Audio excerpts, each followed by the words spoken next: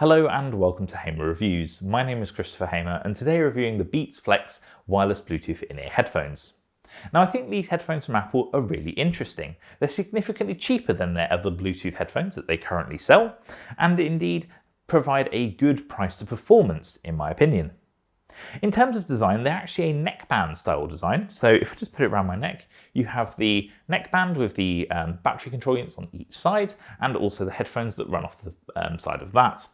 They're quite comfortable to wear and the neckband is very flexible. In terms of controls, you have the little control units on each side. So the left-hand side has your play pause button on the inside that also allows you to skip tracks and activate your smart assistant of choice, whether that be Siri on Apple or OK Google on, say, an Android device. You also have a USB-C port, which is great to see. Apple's been adopting that in more and more of their consumer products, so it's nice for them to move away from Lightning a little bit. And on the top you have a volume rocker. If you look closely, you also have a microphone port there as well. On the other side, you have an on-off switch as well as a status button to show you whether the headphones are switched on or not.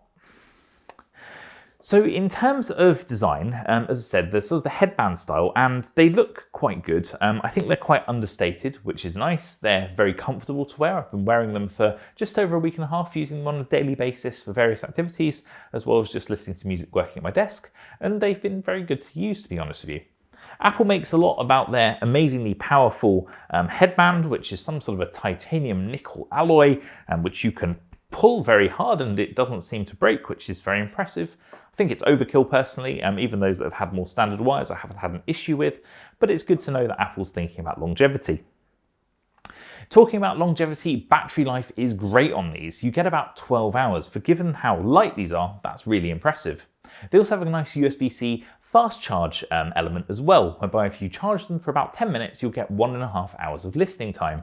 Again, I think that's really good and useful for those of you that perhaps forget to charge their headphones before they go out for a run, so they can quickly give them 10-minute charge and use them for 1.5 hours.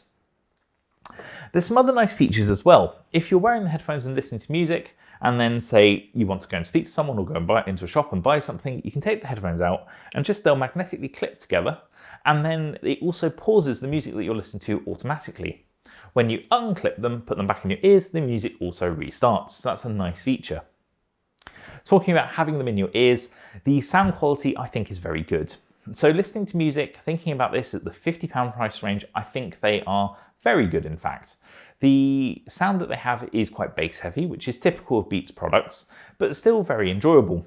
Listening to a wide variety of music, I have to say I couldn't find anything that really tripped them up. If you're playing a very complex track, you might find that the headphones get a little bit muddled and perhaps merge into one a little bit, but at this price point, that's kind of what I'd expect. They're not the big sort of over-ear headphones that give you fantastic sound quality, but when you're out and about, I think it's perfectly acceptable. One of the things I didn't like so much was the fact that when you have them in your ears, you can actually, whilst you're moving around, hear the headphone cables. Now this is something that I found with a lot of neckband style headphones, and with these, given the fact that this cable is still quite thick, I think that's what's contributing to sort of having that movement and then also being able to hear that inside the headphones. It's actually quite off-putting when you're listening to music, and it's a bit of a shame because it's one of the elements of the headphones I quite liked was the sound quality, and then for it to be let down by that sort of sound from the cable, it's disappointing. The other thing I found disappointing was the microphone quality. I'm actually quite used to Apple headphones being surprisingly good. I think the standard Lightning connector headphones that were included with iPhones up until this generation were perfectly acceptable for people wanting to do conference calls and the like. Unfortunately, the microphone in this is quite rubbish. My partner said that she thought it sounded like I had a pillow between myself and the phone, which isn't exactly a glowing endorsement. And when I tried it out the other way around and listened to her speak, it wasn't fantastic either. Other people I spoke to on the phone over the last week and a half also said they couldn't hear me particularly well. I wonder if that's because the microphone is sort of so close to your neck and sort of wraps around, it's quite easy for it to be sort of placed against your neck, at which point you are going to have that slightly worse sound quality because it's literally not being able to hear you particularly well. It's a shame because I think it's one of the things that really lets these headphones down.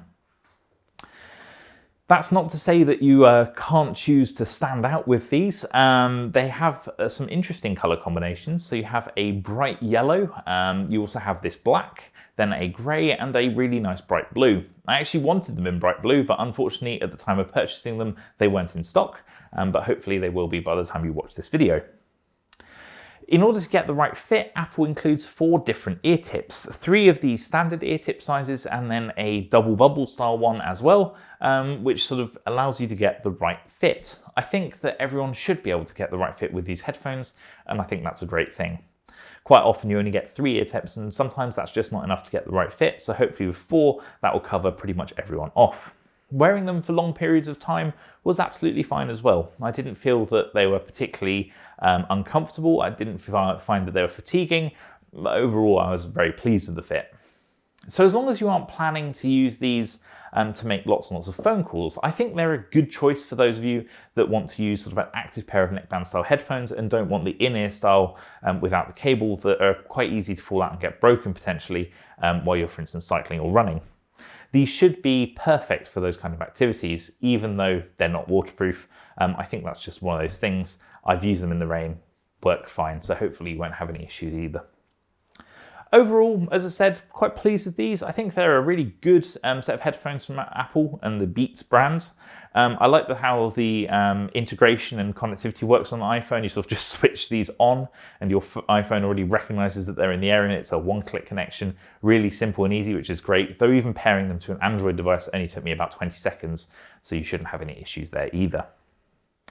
So that's what I think about the Beats Flex wireless Bluetooth headphones. Hopefully you found this useful. If you have any questions, pop them in the comment section below. As ever, I'll be happy to help. If you haven't already, please do subscribe. It really does help the channel and I really do appreciate it.